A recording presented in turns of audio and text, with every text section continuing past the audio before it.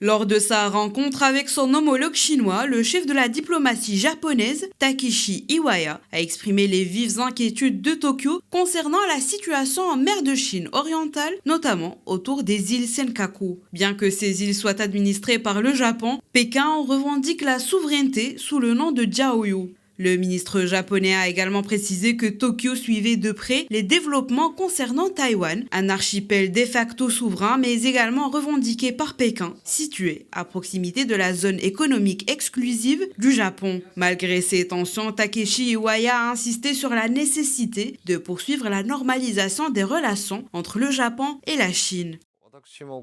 Je crois toujours que nous devons hériter du concept et de l'esprit de pionniers comme Kakue Tanaka qui ont réalisé la normalisation des relations entre le Japon et la Chine. Le Japon a déjà fait des déclarations sur des questions historiques dans le passé et nous devons poursuivre l'esprit de ces déclarations.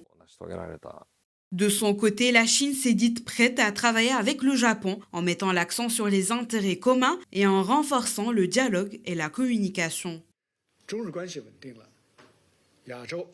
Lorsque les relations entre la Chine et le Japon se stabiliseront, l'Asie deviendra plus stable. Ce n'est que lorsque l'Asie sera stable qu'elle pourra jouer un rôle plus important dans le monde. La Chine est prête à travailler avec le Japon pour maintenir notre intention initiale, éliminer les interférences, recueillir un consensus et adhérer au positionnement correct de l'avantage stratégique mutuel dans nos relations. Respecter le consensus important de la coopération mutuelle en tant que partenaire et ne pas constituer une menace l'un pour l'autre, ainsi que promouvoir conjointement le développement sain et stable des relations entre les deux pays.